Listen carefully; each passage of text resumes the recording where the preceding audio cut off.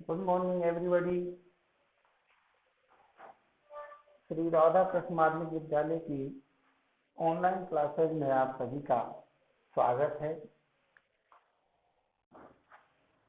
हमारा जो हिंदी व्याकरण का जो टॉपिक चल रहा था वो चल रहा है समास, और समास के अंतर्गत भी हमने पिछली क्लास में समास शब्द को समझा, समास की परिभाषा को समझा, समास से सामासिक पद कैसे बनता है इसको समझा, फिर सामासिक पद का विग्रह कैसे करते हैं इसको समझा, और उसके बाद हमने अगले भाव समास का अध्ययन किया। यहाँ तक हम अध्ययन कर चुके थे। आज जो हम करेंगे, हमारा दूसरा समास चलेगा द्वंद्व समास। कौन सा समास चलेगा? द्वंद्व समास। द्वंद्व समास बहुत आसान होता है पढ़ने के दृष्टिकोण से, सरल इसको समझा जाता है और सरल है भी। इसमें दोनों पद प्रधान होते हैं, प्रथम पद भी और द्वितीय पद भी। ये दोनों ही पद क्या होते हैं? प्रधान होते हैं। दोनों पद प्रधान होते हैं, दोनों अपना स्वतंत्र अर्थ प्रदान करते हैं। ये नहीं है कि प्रथम पद का अर्थ दूसरे पे डिपेंड करे या दूसरे पद का अर्थ प्रथम पद पर डिपेंड करे, ऐसा इसमें बिल्कुल भी नहीं होता है। जब दोनों पद पृथक पृथक अपना स्वतंत्र अर्थ प्रदान करते हैं तो वहां पर द्वंद्व समास होता है। एक बार परिभाषा अपन देख लेते हैं, फिर देख समझेंगे।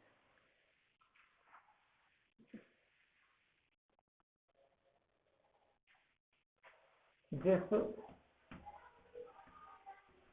सामासिक पद में,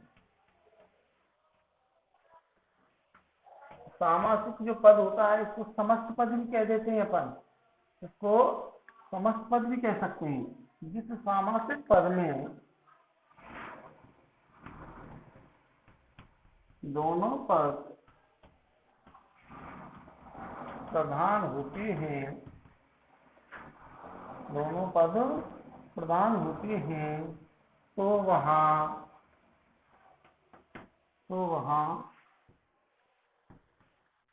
द्वंद्व समास होता है। क्या होता है? द्वंद्व समास होता है। तो जिस सामासिक पद में जो दो या दो से अधिक पद जो प्रयोग में लाए जा रहे हैं, जिनसे मिलकर के एक सामासिक पद बना है, वो पद क्या होते हैं? सब की सब अपने आप में पूर्ण होते हैं, अपने आप में प्रधान होते हैं, अपने आप में मुख्य होते हैं, और अर्थ के दृष्टिकोण से वो एक दूसरे पर बिल्कुल भी आश्रित नहीं होते। जैसे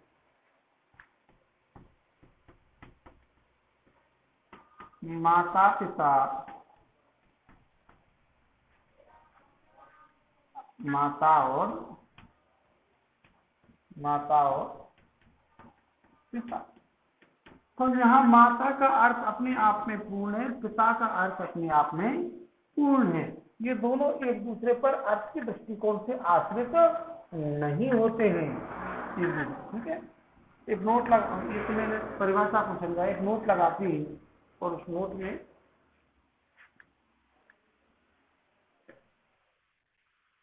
देखते हैं।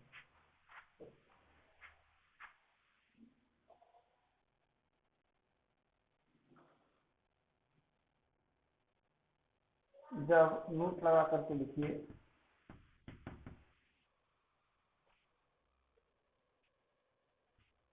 जब किसी सामासिक पद का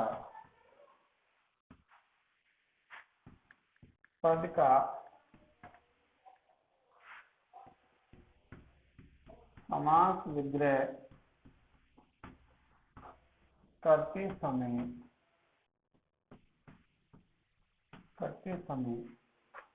शब्दों के मध्य और अथवा या और अथवा या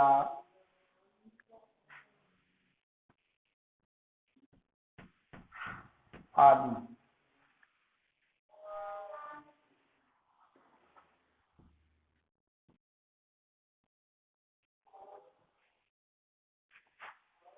का प्रयोग हो, का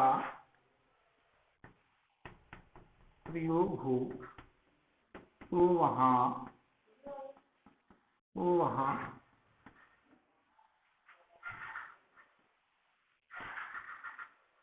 द्वंद्व समास होता है। सिंपल सी बात है कि हम किसी सामासिक पद का समास विग्रह कर रहे हैं और उस समास विग्रह करते समय और अथवा या आदि इनका प्रयोग हो रहा है तो वहां निश्चित रूप से द्वंद्व समास होगा। क्या होगा? द्वंद्व समास होगा।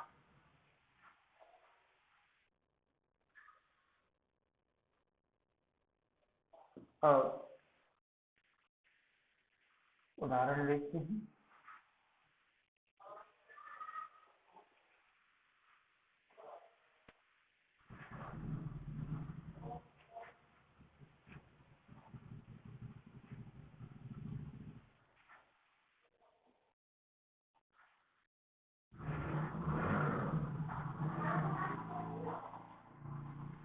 दिन रात, दिन रात, दिन का अपना स्वतंत्र अर्थ होता है, उसकी विशेषता अपनी अलग होती है और रात का अर्थ अलग होता है। ये दोनों एक दूसरे पर डिपेंड नहीं होते। समास वगैरह करेंगे दिन और रात, या तो अपन इसका करेंगे दिन और रात, या दिन रात का मतलब दिन या रात, दिन और रात या दिन रात आदि। तो कहने का मतलब कैसे भी कर लो इसका समास विग्रह और अथवा या आदि में से ही प्रयोग होगा। और का प्रयोग हो रहा है, समास कौन सा होगा? द्वंद्व समास होगा। दाल रोटी, दाल रोटी का मतलब क्या हुआ? दाल और रोटी।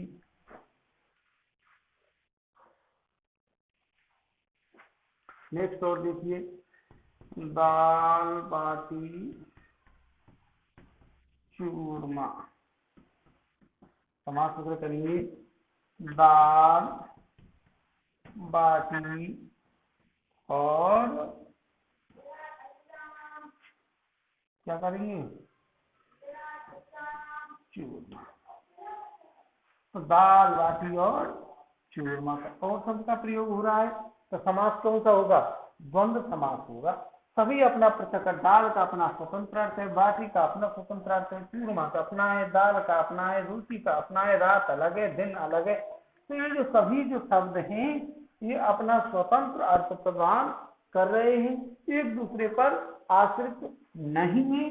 अपने आप में तो सभी ये शब्द जो है अपने आप में प्रधान है और इन शब्दों जब संस्कृत से युक्त जो सामासिक पद है जब उसका अपन समास विग्रह कर रहे हैं तो उन सभी सामासिक पदों के बीच में और अथवा या आदि का प्रयोग हो रहा है। अतः हम इस निष्कर्ष पर पहुंचते हैं कि निश्चित रूप से सभी में समास कौन सा होगा? द्वंद्व समास होगा।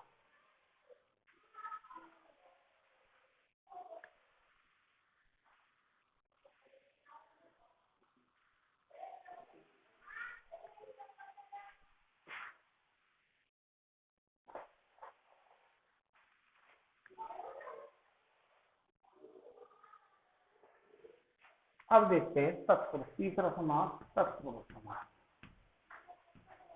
काफी इंपोर्टेंट समास होता है। इसमें तत्पुरुष जो समास है इसमें क्या होता है, एक पद तो ये है, प्रथम पद इधर द्वितीय पद बैठा है, आप ये मान लीजिए। तो ये जो प्रथम पद है इसकी जो विभक्ति है इसका तो होता है लोप। क्या होता है? विभक्ति का लोप होता है। क्या होता है? विभक्ति का लोप होता है। प्रथम पद की जो विभक्ति है उसका क्या होता है, लोप होता है। और ये जो दूसरा पद है ये क्या होता है, मुख्य पद होता है। क्या होता है, ये मुख्य पद होता है। तो प्रथम जो सामासिक जो पद है या समस्त पद जो है उसमें जो प्रथम पद है उसमें तो क्या होगा, उस प्रथम पद की विभक्ति का तो क्या होगा, लोप होगा। क्या होगा, लोप होगा। और द्वितीय पद का, द्वितीय जो पद होता है वो मुख्य होता है। और यदि हम और गहराई में जाना चाहें परिभाषा की, तो जो ये प्रथम पद है ये द्वितीय पद की क्या बतलाता है, विशेषता बतलाता है। लेकिन मैं यहाँ इस बात को इसलिए नहीं कहना चाह रहा था क्योंकि अपन विशेषताओं के जो ज्यादातर जो उदाहरण होते हैं वो अपन कर्मधारय समास में अध्ययन करते हैं। लेकिन यदि परिभाषा को और गहराई में ले जाती है तो निश्चित रूप से ये परिभाषा बिल्कुल सही है कि तत्पुरुष समास में प्रथम पद में व्यक्ति का लोप होता है, द्वितीय पद मुख्य होता है और प्रथम पद क्या होता है, द्वितीय पद की क्या बतलाता है, विशेषता बतलाता है। क्या बतलाता है, विशेषता बतलाता है। जहां ये नियम ये जो मैं बता रहा हूं ये जो नियम ये सभी ये फॉलो हो रहे हो तो वहां निश्चित रूप से कौन सा समास होगा, तत्पुरुष समास होगा। लेकिन उस सबको छोड़ दीजिए, इन पदों के बीच में, दोनों पदों के बीच में सिंपल सा नियम भी अपन याद रख सकते हैं। कर्म कारक से लेकर के अधिकरण कारक तक के कारक चिन्हों का प्रयोग होता है। जब हम किसी समस्त पद का समास विग्रह करते हैं तो जब समास विग्रह करते समय जब हम उसको पृथक पृथक कर रहे हैं, पृथक पृथक शब्दों में उसको सामासिक पद को बांट रहे हैं, तो उन पदों के बीच में यदि कर्म कारक से लेकर के अधिकरण कारक तक के कारक चिन्हों का प्रयोग हो रहा हो तो वहां निश्चित रूप से कौन सा समास होगा, तत्पुरुष समास होगा। तो हमने देखा दो पद लेकर के चलते हैं, एक प्रथम पद होता है, एक द्वितीय पद होता है। प्रथम पद की विभक्ति का लोप होता है, द्वितीय पद प्रधान होता है। और दोनों, यदि हम किसी सामासिक पद का समास वगैरह कर रहे हैं तो दोनों पदों के बीच में कर्म कारक से लेकर के अधिकरण कारक तक के कारक चिन्हों का प्रयोग होता है। यदि हम और अच्छे से समझना चाहते हैं कह सकते हैं कि प्रथम पद के जो कारक चिन्ह जो होता है कर्म कारक से अधिकरण कारक तक का, उसका हमें समस्त पद में तो लोप दिखाई देता है, लेकिन जब हम समास विग्रह करते हैं तो वो कारक चिन्हों का प्रयोग प्रथम पद के बाद होता है।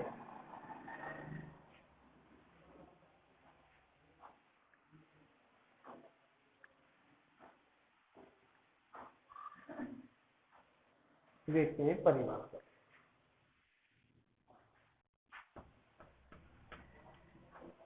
जिस समास में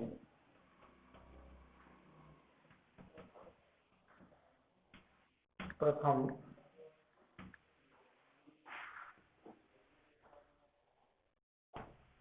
पद की विभक्ति का लोप व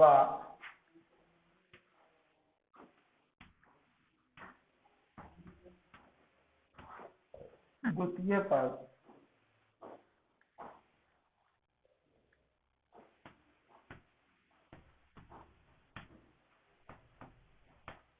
प्रधान होता है। द्वितीय पद क्या होता है, प्रधान होता है। वो वहां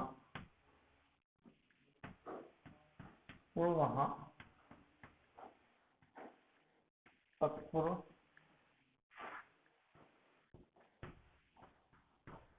समास जिस समास में प्रथम पद की विभक्ति का लोप व द्वितीय पद प्रधान होता है तो वहां तत्पुरुष समास होता है। सिंपल सी बात है। जैसे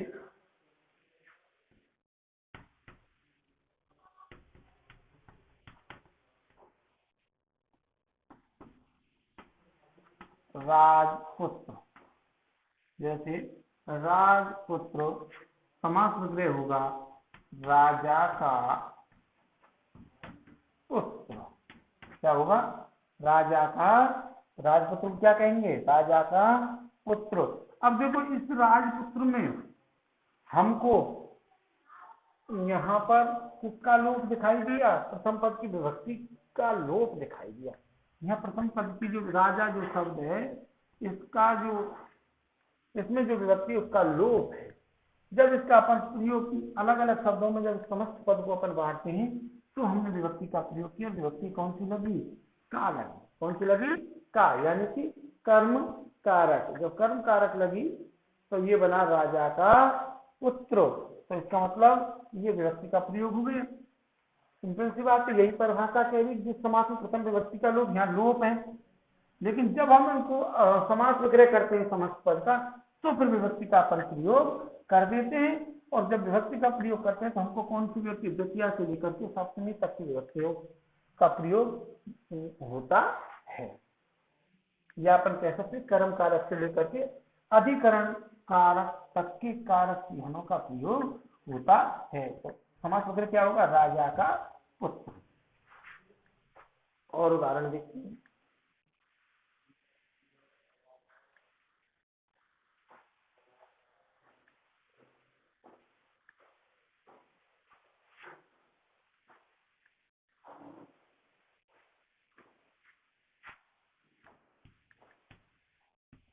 गुरु दक्षिणा। गुरु दक्षिणा अर्थात गुरु के लिए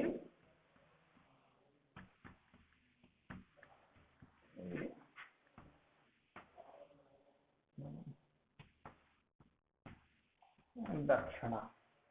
गुरु के लिए दक्षिणा, इसमें कौन सा है? संप्रदान, यानी कि चतुर्थी विभक्ति का प्रयोग हुआ है। स्वर्ग प्राप्त अर्थात स्वर्ग को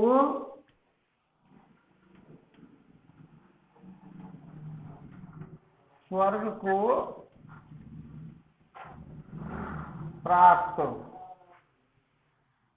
को अर्थात द्वितीय व्यक्ति का प्रयोग हुआ है। तीसरा उदाहरण लेता हूं। हस्तलिखित। हस्तलिखित का समास वगैरह क्या होगा? हाथ से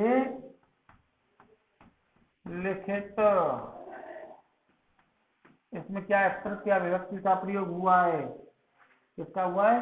तृतीय विभक्ति का प्रयोग हुआ है। तो इस प्रकार के उदाहरणों में जहां प्रथम पद में विभक्ति का लोप होता है और द्वितीय पद प्रधान होता है, ऐसे समस्त पद यदि हमें दिखाई दे तो वहां तत्पुरुष समास होता है। कौन सा होता है? तत्पुरुष। और समास विग्रह करते समय कर्म कारक से लेकर के अधिकरण कारक तक के कारक चिन्हों का प्रयोग हो, या अपन कह सकते हैं कि द्वितीया से लेकर के सप्तमी विभक्ति का प्रयोग होता हो, तो वहां कौन सा समास होगा? तत्पुरुष समास होगा।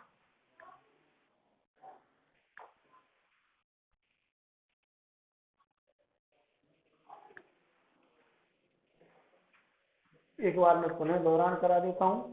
हमने तत्पुरुष समास पढ़ा। तत्पुरुष समास में प्रथम पद की विभक्ति का परिभाषा पढ़ी। प्रथम पद की विभक्ति का लोप होता है तथा द्वितीय पद प्रधान होता है। फिर हमने देखा कि जो समस्त जो पद होता है उसमें जो प्रथम शब्द होता है इसकी तो विभक्ति का लोप होता है और ये द्वितीय पद प्रधान होता है। ऐसी स्थिति में जब हम इस समस्त पद का जो समास विग्रह करते हैं तो जो समास विग्रह करते हैं तो फिर समास विग्रह करते समय इस प्रथम पद की विभक्ति का प्रयोग हो जाता है। और जब इस प्रथम पद की विभक्ति का प्रयोग हो जाता है तो देखिए कैसे पहचान करेंगे कि द्वितीय विभक्ति से लेकर के सप्तमी विभक्ति तक का यदि प्रयोग हो रहा है तो वहां निश्चित रूप से तत्पुरुष समास होगा। तो देखिए इसके लिए संप्रदान कारक अर्थात चतुर्थी विभक्ति का प्रयोग हो गया। कौन सी का हो गया? चतुर्थी का।